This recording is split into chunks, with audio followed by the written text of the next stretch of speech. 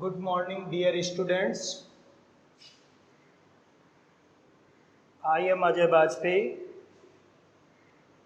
Today, I will tell you about direct and indirect speech. पिछले दिनों हम लोग असर्टिव सेंटेंस पढ़ रहे थे। उसमें आपने टेंस संबंधी परिवर्तन और प्रोनाउन संबंधी परिवर्तन पढ़ा। आई होप आपको अच्छी तरह से समझ में आया होगा। और आज हम लोग निकटता सूचक शब्दों में परिवर्तन पढ़ेंगे। तो आप लोग हेडिंग डालिए, निकटता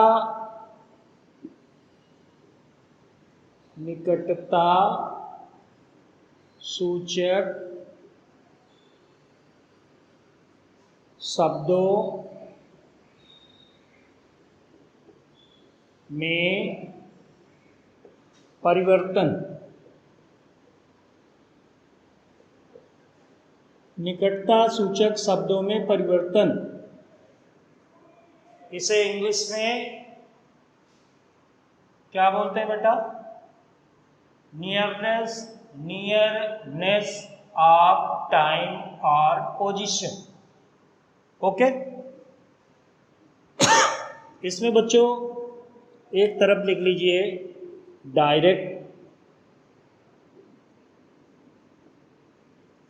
डायरेक्ट में जो शब्द आते हैं, इनडायरेक्ट में उनमें क्या परिवर्तन हो जाता है। ओके, डायरेक्ट एंड इनडायरेक्ट, ठीक है। अब इसमें डायरेक्ट में सपोज एगो आया तो इनडायरेक्ट में वो क्या हो जाएगा? बिफोर हो जाएगा। ओके, अगर नाउ आया तो देन हो जाएगा। कभी कभी जस्ट आता है, जस्ट का बेटा देन होता है, नाउ का भी देन होता है, जस्ट का भी देन होता है। लेकिन अगर जस्ट नाउ प्रयोग किया गया हो तो इनडायरेक्ट में केवल एक बार देन लिखते हैं। देन इस तरह नहीं लिखेंगे दे दनादन, केवल एक बार देन का प्रयोग करें। ओके, अब आपने लिखा हियर, तो हियर क्या हो जाएगा बेटा? देयर में चेंज हो जाएगा। ओके, अगर दिस आया है तो क्या हो जाएगा? दैट हो जाएगा। अगर दीज डायरेक्ट में है तो इनडायरेक्ट में आप दोज कर देंगे। ओके, अगर 10 आ रहा है तो 10 को 20 नहीं, 10 को 100 में चेंज करें। ओके, अगर टुडे आ रहा है इनडायरेक्ट में, टुडे डायरेक्ट में आया तो इनडायरेक्ट में आप क्या करेंगे? टुडे को दैट डे में बदल। ओके, अगर टुमारो आ रहा, TOMORROW,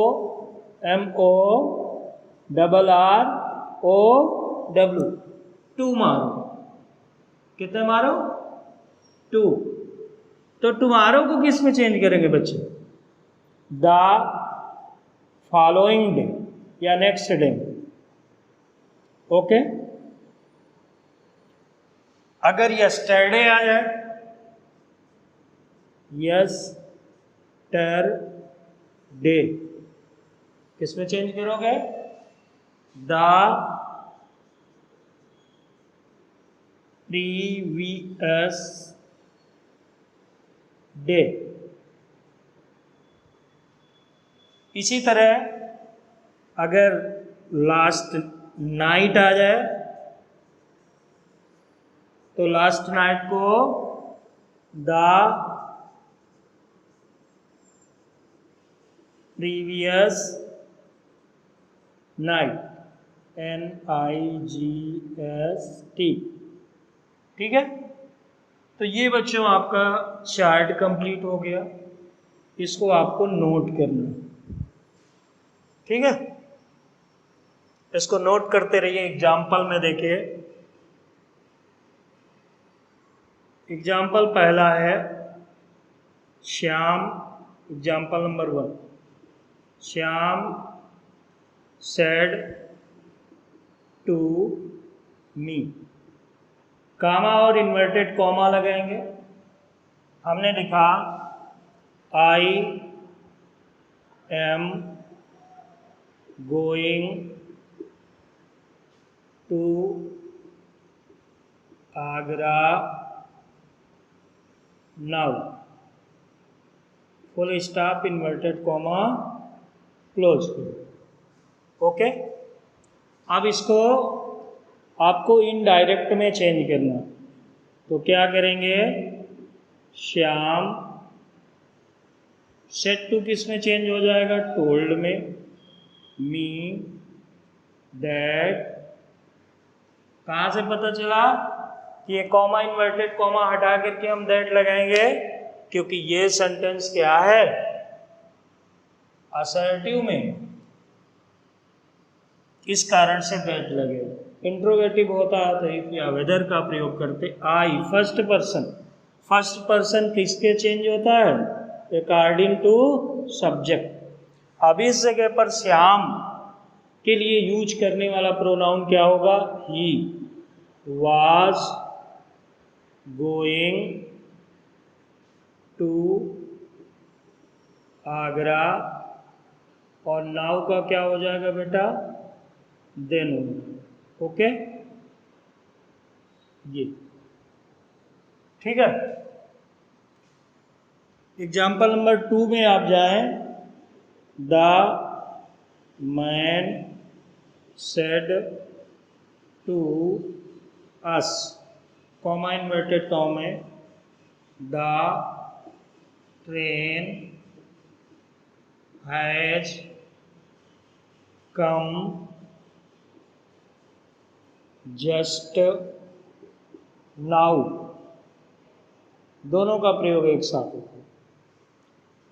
अब इसको चेंज करें, the man told us, conjunction the. आगे, द ट्रेन हैज का हैड कम। अब यहाँ जस्ट नाउ है तो एक बार लिखेंगे द। ओके, अगला नेक्स्ट एग्जाम्पल आप नोट करेंगे।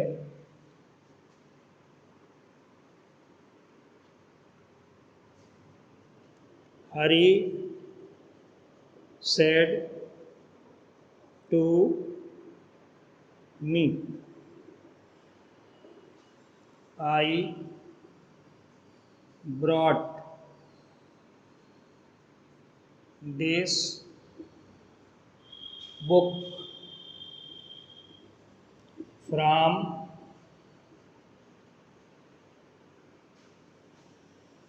the market of Govind Nagar, Kanpur. Okay, inverted comma close. अब इसको बच्चों इनडायरेक्ट में चेंज करना है, तो हरी सेट टू किस में चेंज हो जाएगा, told me that. I change होगा सब्जेक्ट के अनुसार, तो क्या हो जाएगा, हरी के अनुसार ही हो जाएगा। हैड कहाँ से पता चले, बाट सेकंड है, सेकंड फॉर्म थर्ड में चेंज होती है, और थर्ड हैड हैव हैड के बिना नहीं आता। तो यहाँ पर brought,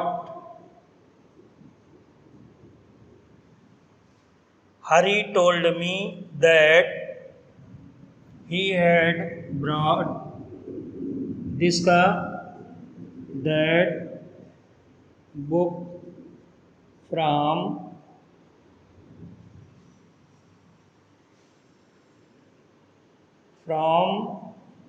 the market of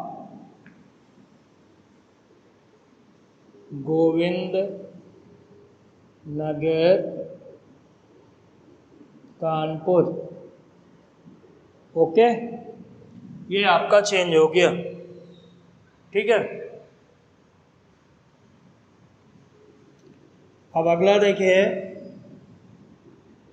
C said to us, inverted का,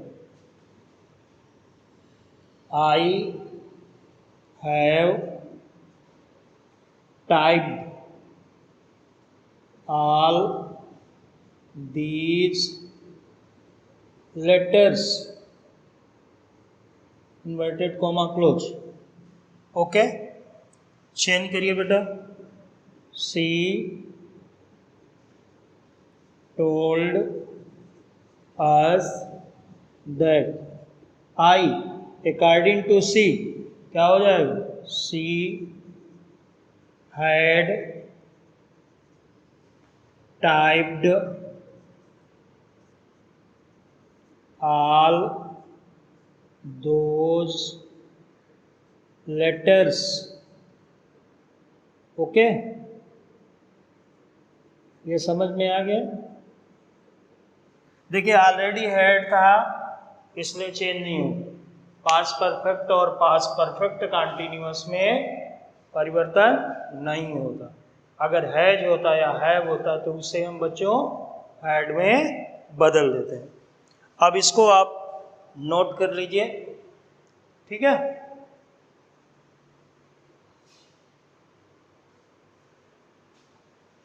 अगला एग्जाम्पल देखिए,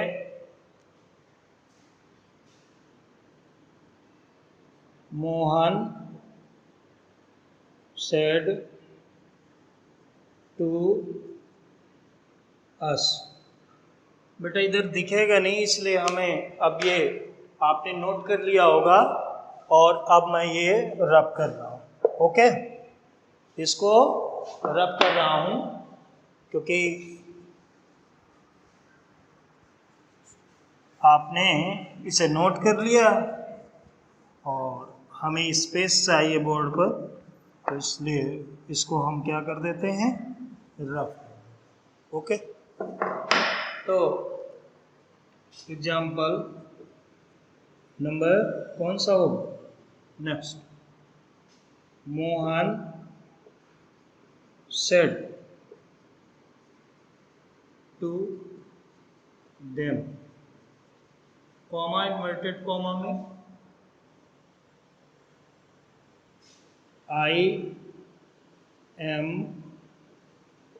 learning grammar today।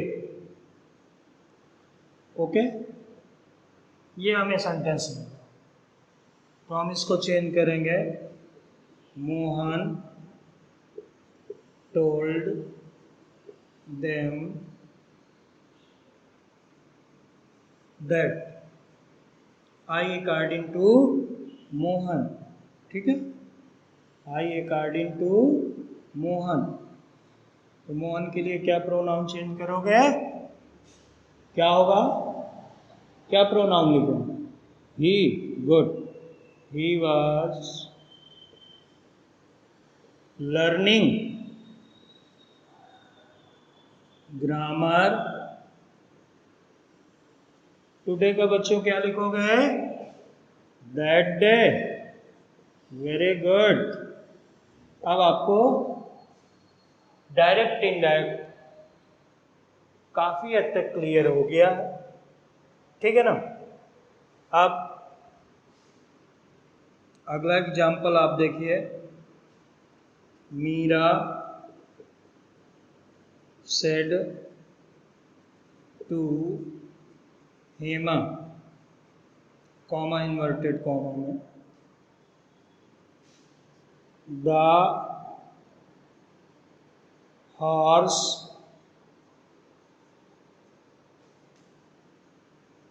died yesterday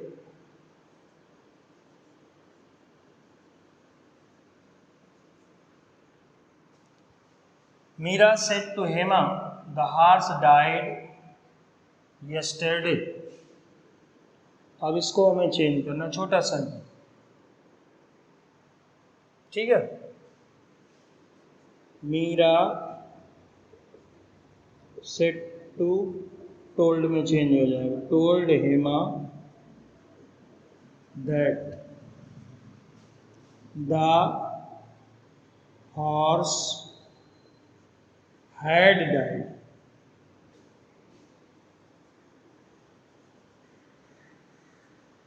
yesterday का क्या हो जाएगा, the previous day, okay,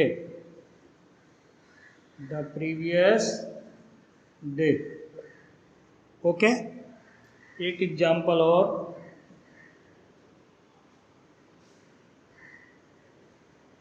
Reena said to Geeta, comma inverted comma, I shall buy a new cycle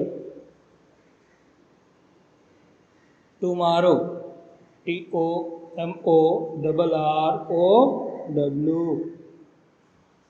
Reena said to Geeta, I shall buy a new cycle tomorrow।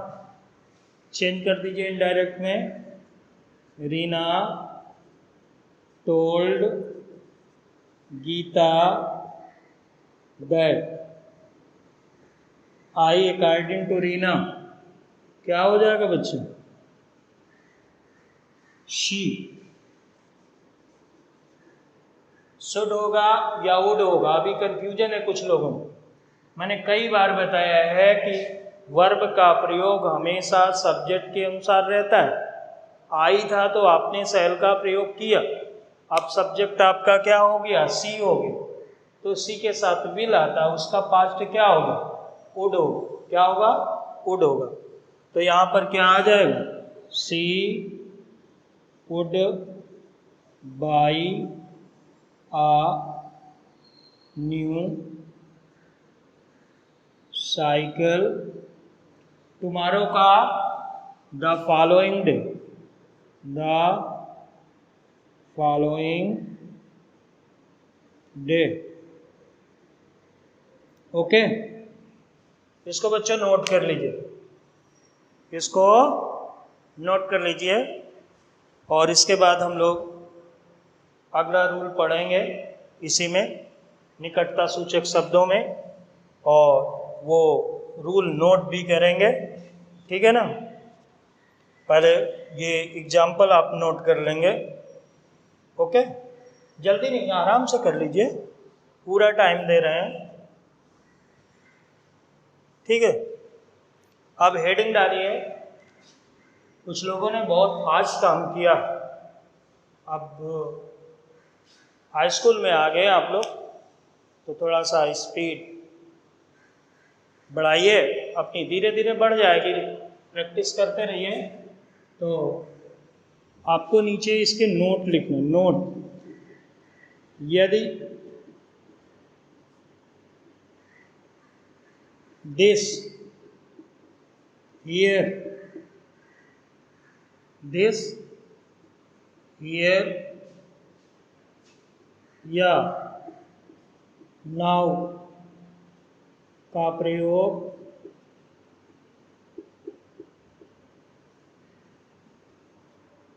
This, here या now का प्रयोग किसी व्यक्ति स्थान या समय, यदि दिस हियर या नाउ का प्रयोग किसी,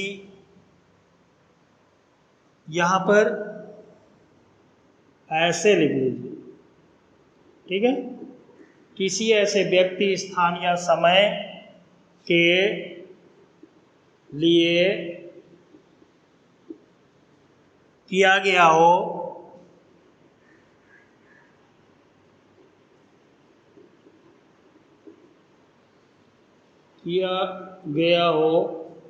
जो वक्ता के सामने हो, तो इनमें मतलब दिस, हियर और नाउ, तो इनमें कोई परिवर्तन नहीं होता है। साथ साथ नोट करिए, बातें मत करिए, ठीक है। यदि दिस, हियर या नाउ का प्रयोग किसी ऐसे व्यक्ति, स्थान या समय के लिए किया गया हो जो स्पीकर के सामने हो, वक्ता के सामने हो, तो इनमें मतलब दिस, हियर और नाउ में कोई परिवर्तन नहीं होता। एग्जाम्पल आप देखेंगे, Ravi said to me, comma inverted comma में, this is my house, this is my house. अगर हाउस रवि के सामने जो कह रहा तो फिर दिस का दैट नहीं होता, तो इसको क्या कहेंगे, Ravi told me that this was my, according to subject, his house, ओके। ये नोट कर लीजिए इसे, ठीक है, इसको नोट कर लीजिए। और अगला एग्जाम्पल इसके बाद मैं बोलूँगा, लिखेंगे आप,